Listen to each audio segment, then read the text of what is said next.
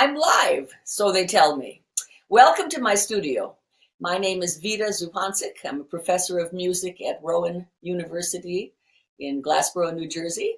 But I'm in my home studio now where I teach a lot of pre-college kids, all of whom are wonderful and marvelous. So that's where I live a lot of the time, right here. The topic today is a continuation of a series of webinars that MTNA put into play called Artistry, Can It Be Taught? Artistry, Can It Be Taught? The last webinar I gave was actually in Spokane at the national conference, and it took a rather comprehensive approach to teaching artistry, starting from the very first lessons. Well, today's session will tackle just one specific topic, and that one is very useful, I think, to discuss, and that is the long note.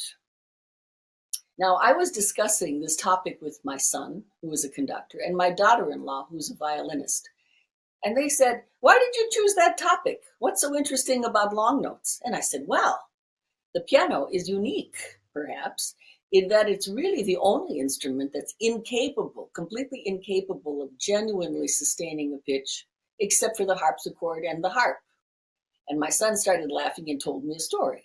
He conducts at the Mariinsky Theater in St. Petersburg, and when he was rehearsing the orchestra once for a joint recording project with a British recording company, he asked the strings to play alone. And then he asked the winds to play alone. And then he said, "Piano and harp, play your parts." And the British recording engineers started laughing and saying, "We call that the furniture. Strings, play, winds, play, furniture, play." So now I can tell you that it's only the furniture that can't sustain a pitch. And we're going to talk about that today, our problem with the furniture. The fact that my children asked me, why long notes, points out the uniqueness of the problem. Other instruments don't have to worry about it at all in the same way. And how a genuine artist, who's also a pianist, has to think about sound on many levels and many dimensions, more so than any other instrument, because we have so many lines with which to deal: soprano, alto, tenor, bass, plus lots of other voices inside.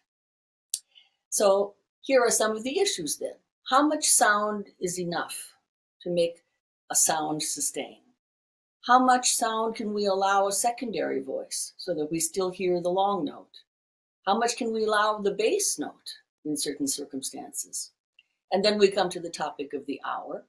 How can we link one pitch to another in a legato articulation and camouflage the inevitable drop in the sustain on every note that we play?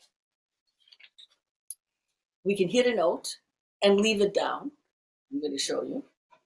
And nothing we do can change the fact that it is decaying and decaying very quickly.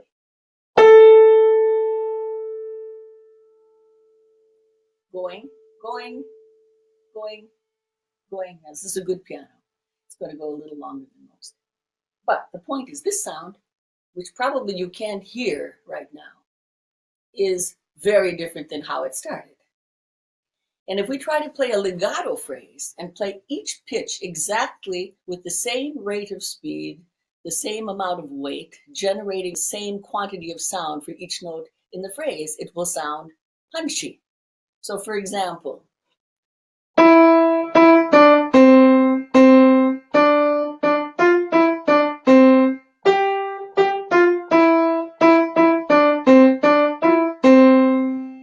how do we make that line sound a little bit better, even for Go Tell on Roadie?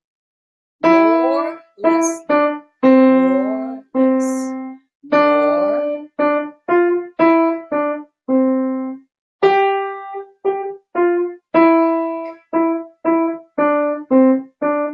And then it has a little bit of shape. Now, I'm playing it with one finger, but if you put all your fingers together but did that same idea of more and less, you would have a way of connecting it.